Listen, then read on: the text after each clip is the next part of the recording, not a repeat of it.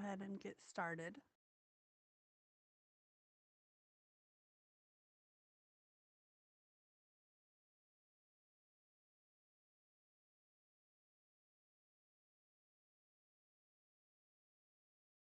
Okay, I'm going to assume since I have radio silence, you can both hear me.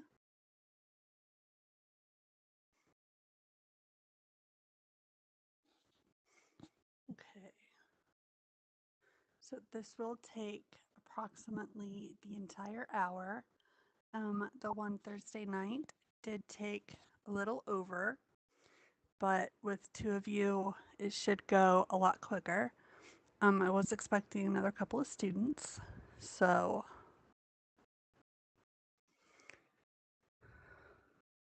if they show, we'll just keep on going. So the agenda tonight is very straightforward.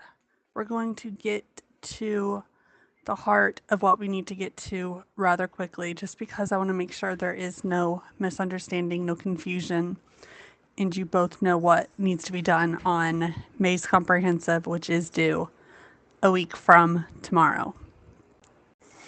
So we're going to do a quick icebreaker. It lets me know where you are with regards to April's comprehensive, which is due tomorrow.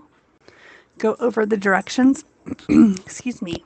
We're going to go over the directions so we can basically, there's one extra step that you're going to have to do that you don't do in April. Go over the chart of accounts, take a quick look at it so you know what is ahead of you. Go over 7 of the transactions that students miss quarter after quarter. Make sure you understand those and that you are ready to tackle those when you get to them. Go over, I think it's 7 adjusting entries. Again, these are ones that students miss every quarter, and these are ones that will unfortunately cost you a lot of points in the end. Go over closing entries. There is only one small hitch with the closing entries, so that is not really that big of an issue. Financial statements, those have not changed. And then we're going to do a quick wrap up, which talks about due dates and the final exam, what to expect on the exam, and that type of information. So first, let's do the icebreaker.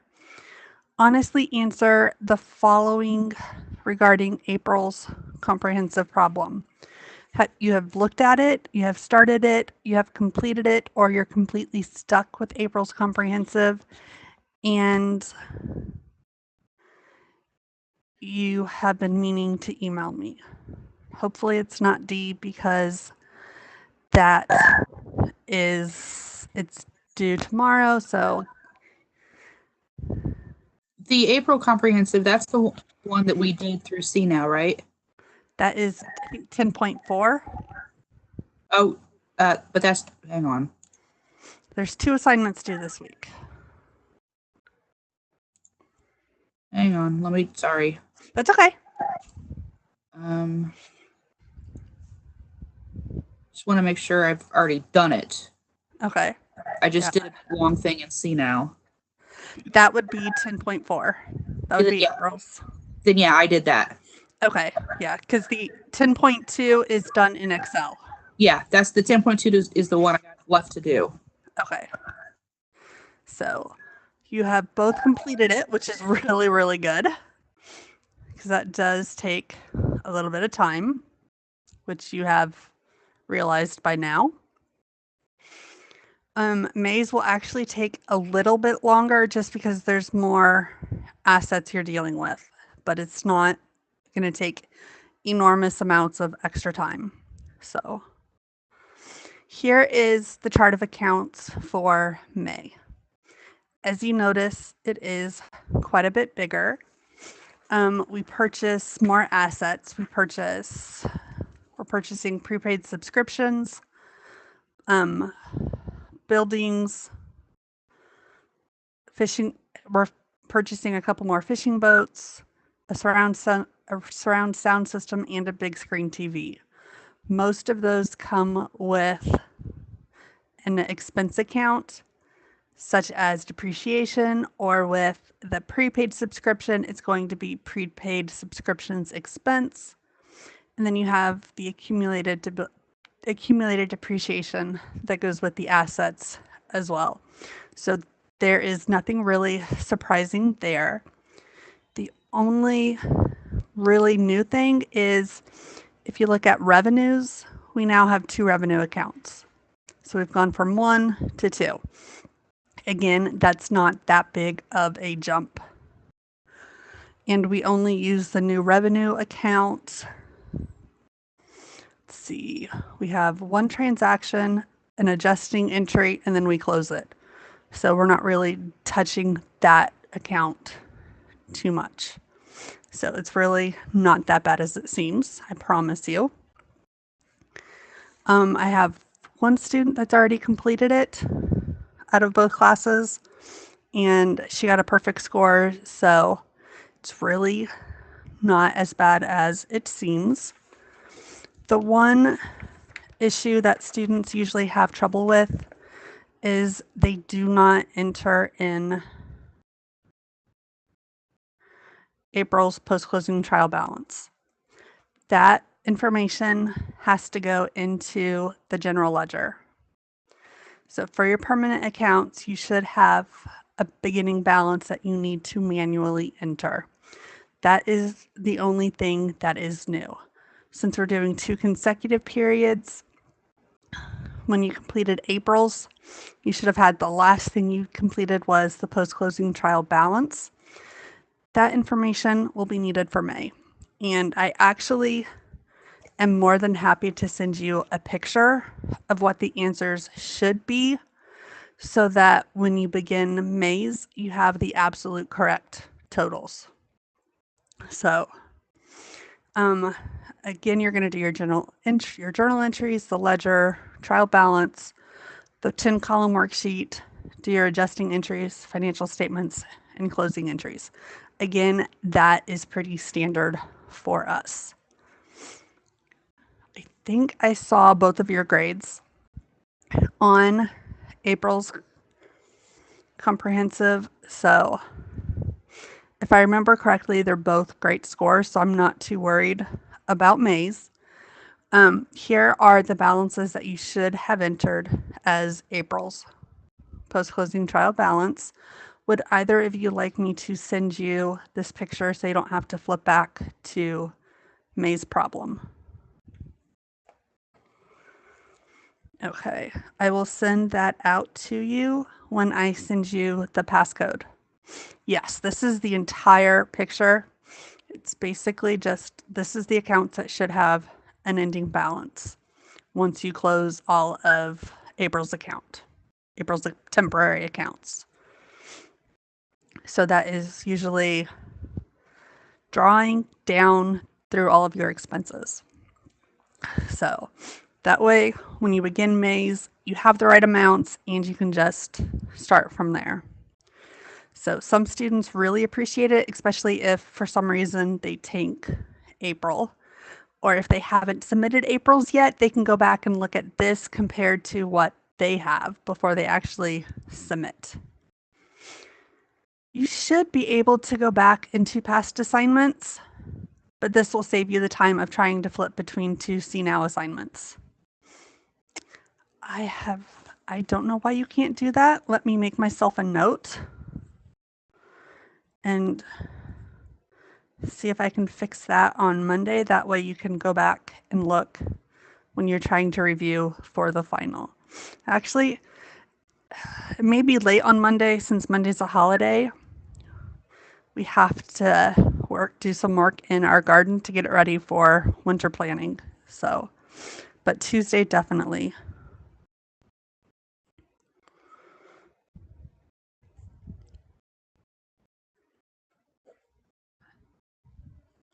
Okay, I made myself a note and it's in pink, so I cannot miss it. Okay. So some of the transactions, as you may have noticed, can be quite confusing. I have picked the 7 transactions that are the most confusing for students, the ones that are missed. I've taught this class for 10 plus years.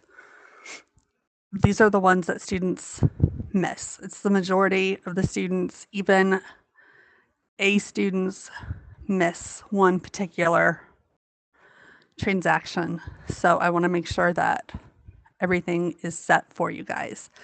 I'm hoping I can get the video of Thursday's and tonight's conferences up Tuesday as well. That way you guys can go back and look at the videos and see if there's any questions. Some students use take screenshots of some of the slides that they may need help remembering. So that is perfectly fine as well. I've had one student use her cell phone and take pictures of the screens as we go through the transactions, because these are word for word off of your assignments. So, and then if you get stuck on the wording, email me or text me, and text is usually going to get you a quicker response. And that way I can clarify anything. I have the book in a VitalSource version, so I have that downloaded to my phone and my iPad, so it's always with me. So easy way to reach me. Again, everything is pretty much essentially the same as we've been doing all quarter. And so there's really some surprises, but they're really not bad. I promise, as long as you take the time to read slowly and carefully. I would definitely suggest doing this while the kids are in bed or they are distracted. Both my parents got their bachelor's over a 10-year period while I was growing up. And so they worked off shifts. So they were working full time, going to school full time, and trying to raise 3 girls. I don't know how they did it, but they did a lot of it while we were still asleep in the morning or after we had gone to bed at night. So, and I learned that I was raising my niece and trying to do my bachelor's and a couple master's degrees with her and trying to help her through school. So my homework usually got shoved off to the side until everything was taken care of. So, but yeah, definitely tried this when the kids aren't able to distract you. Okay. So the first transaction, it's either the first or second transaction you're going to be dealing with. Yes. Yeah, trying to do school and kids and work is challenging. I've been there. My parents have been there. It's crazy. My parents, when I was growing up, once they got their bachelor's, they both got back and got MBAs. And so again, it was, okay, you guys are eating dinner. We're eating dinner as a family. You guys do your homework. I do my homework. Or if we needed help on our homework, it was, okay, we'll do your homework. And then we'd go off to watch a little TV before bed or read a book before bed. And that's when they did their homework. And I learned very quickly, never ask my dad to look over my English papers. He was an English major, so he kind of ripped my papers to pieces. So I learned that one really quickly. Go to mom with the English questions. So yeah, it's challenging. It's doable, but it's challenging. I always preferred to get up early when everybody was asleep, including the dogs. So it really depends on your sleep and what time you have to get the kids moving in the morning. So on this transaction, you provide snacks for 24-hour basis. So you signed a contract with Snack Attack. Snack Attack will install vending machines with food and drinks and pay a 10% commission on all sales. The estimated payments are made at the beginning of each month. Knight received a check for $200, which is the estimated commission for the month of May. So what two accounts would we use for this one?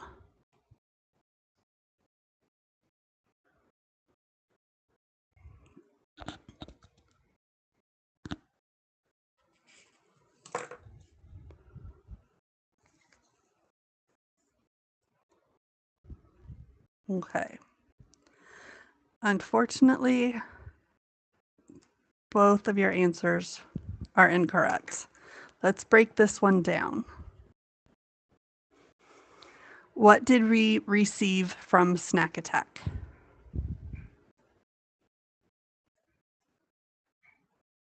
A check. And a check would be what account? So we received a check. Checks are put in what account? Are they considered cash or accounts receivable? It is cash. So we know it's not B. And we know it's not D. And so it is not registration fees because these are vending machines. So it has to be C. This is why I said make sure you read very carefully. The book is going to give you a lot of long transactions for this problem that you're going to have to break down. So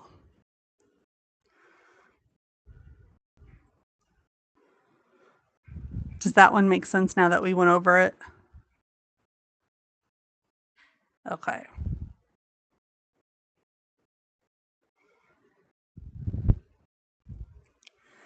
Transaction 2 is nice and short. We paid for May's programming on the new digital satellite system of $125. What two accounts would we use for this one?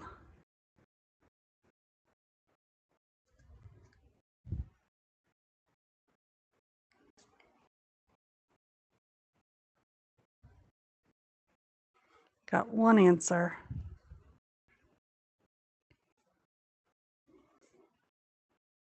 Okay, we got 50-50 split on this one.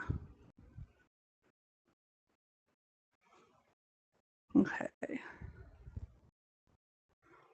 So these were not selected, which is good. And then, so we're left with A and B. So we know it's cash since they paid for satellite system. Where it differs is we're going to consider this similar to when we pay the water bill or gas bill or phone bill. This is going to go as an expense. It would be satellite programming if we were prepaying the system. But since this is a month by month bill, it's going to be considered a typical expense. Does this one make sense? I don't see who gets it right and who gets it wrong, so.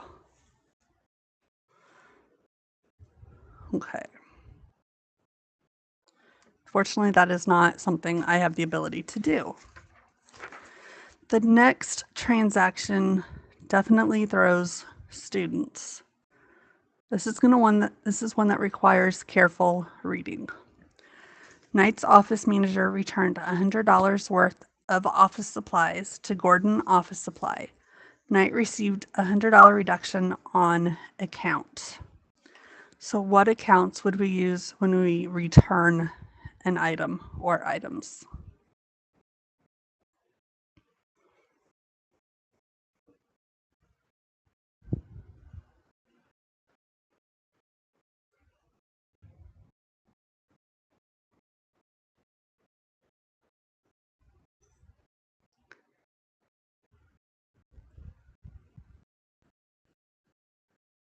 Great job. This is one that usually throws one student, usually at least one student every conference, but you have to focus exactly on what he returned, which you guys did, which is great. since he returned office supplies, it's going to be C.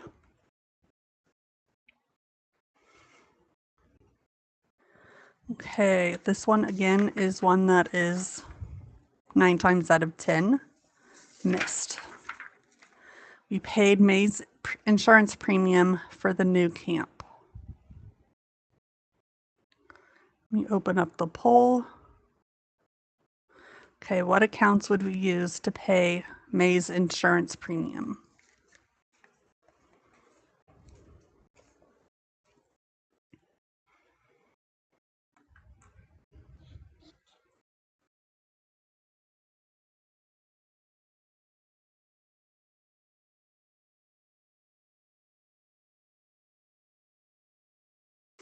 Okay, another 50-50 split, which is common. Okay, so it's okay. C, so it's definitely not C, and it's definitely not D. It is B, because we are not paying a new premium. We're not taking out a new insurance policy. We're just paying on the one that we already have. So that is a pretty simple mistake. A lot of students do that. So the next one I like. Well, we're still going to adjust insurance expense, but this is we're just paying on an existing premium. The premium has increased for months since we have a new ground to cover. So let's see. The next one I love because students, I know time is of the essence and time is short. So students don't quite necessarily read all the way. So on this one, he paid $40 for each 1-year subscription to Fishing Illustrated, Fishing Unlimited, and Fish Master. The magazines are published monthly. How much are we going to record for the transaction?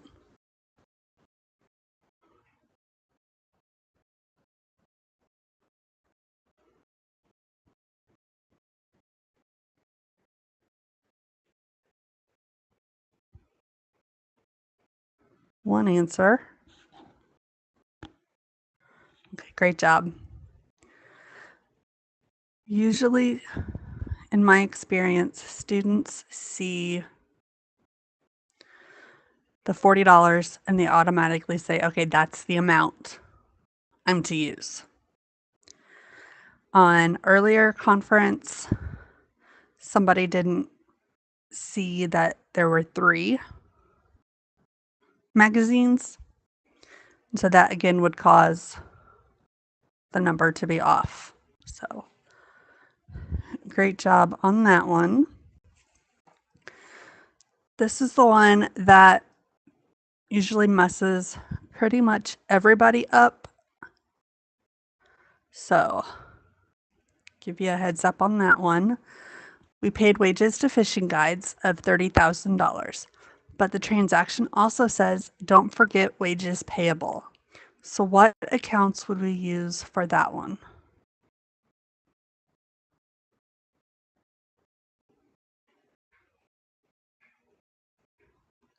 Yay, I'm a happy teacher. You both got it exactly right. Now I'm going to ask, how much is cash going to be?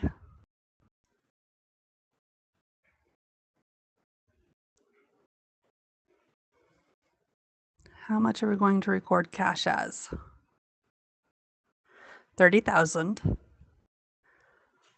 Since you both have finished April, do you remember how much was in wages payable? Wages payable at the end of the month. If no, that is okay. Exactly. It was $500. So how much is wages expense going to be for?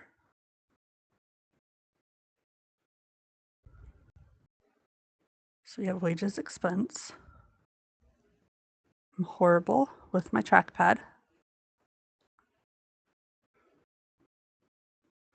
So we know this is 500.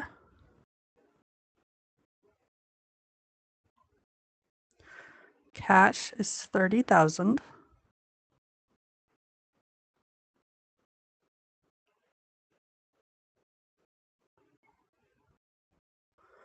What is that amount going to be?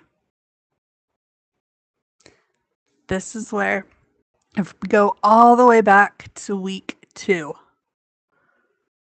our equation has to stay balanced. So 30,000 minus 500. Our credits have to equal our debits. So this will be the 29,500. You had one get it, one not. But this is why I go over it. Does this transaction make sense? Okay, because usually this is the one that everybody completely misses. So, okay. This one is usually about a 50-50 split with students, because I don't think we've had to do a refund in this quarter so far. So a guest has become ill and was unable to stay, so we're refunding them $1,000. How are we going to show that we're refunding money?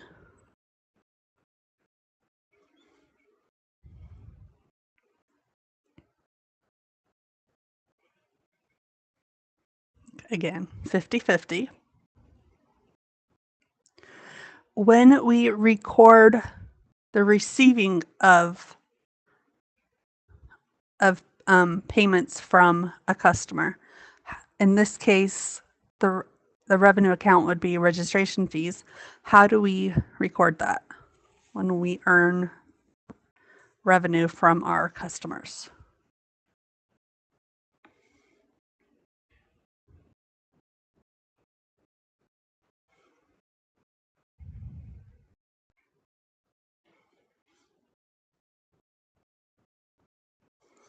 Well, we know it's going to be cash, but when we're recording a revenue, would we use the registration fees or accounts receivable?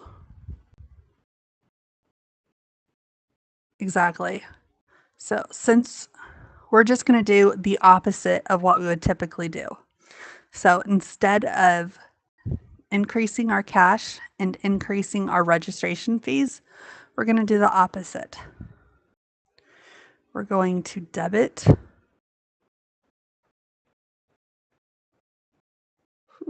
I am really sorry about my penmanship tonight. So we're going to debit registration fees. And then we're going to credit our cash account. It depends what it is. Here, since we're issuing a refund that a customer paid to stay at our camp, we're going to use the revenue account, because we're taking out the revenue that they would have paid us because we haven't actually earned it. If they don't stay, they don't earn the money. So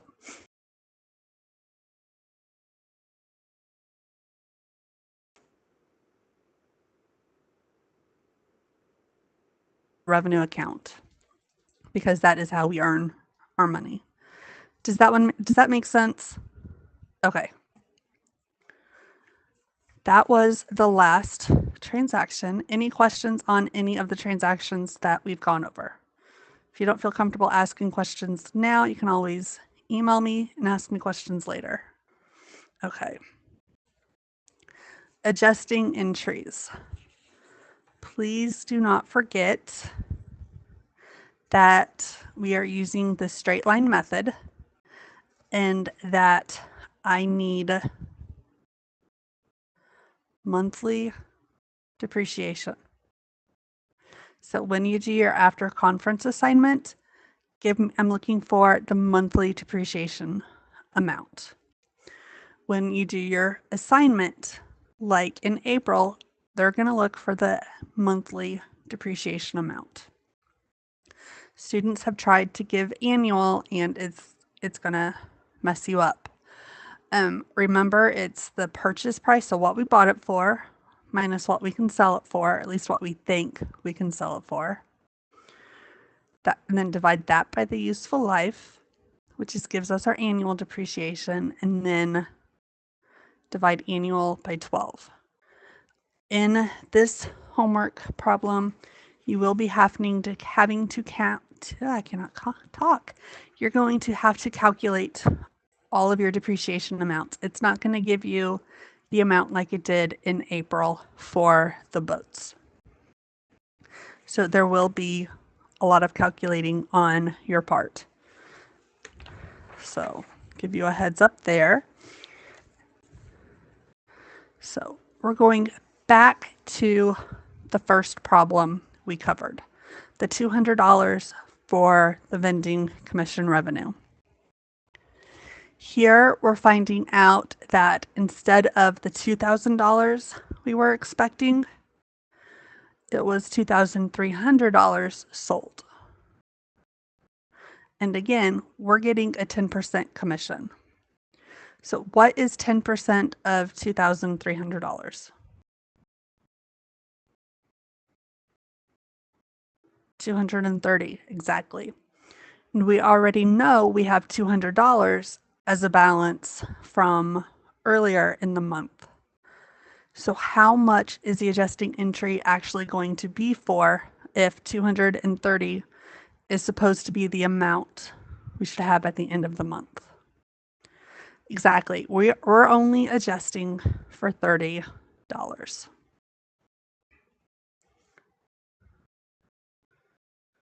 I've had students give me 2,300.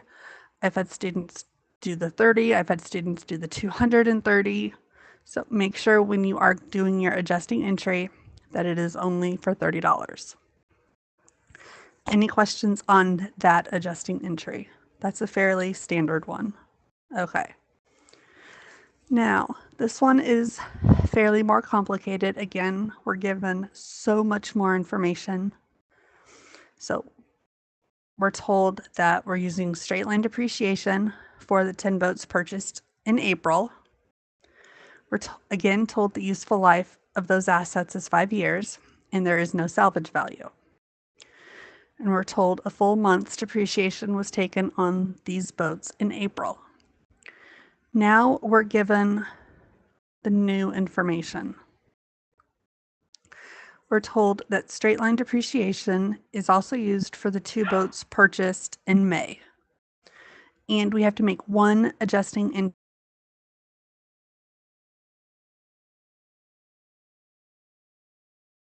depreciation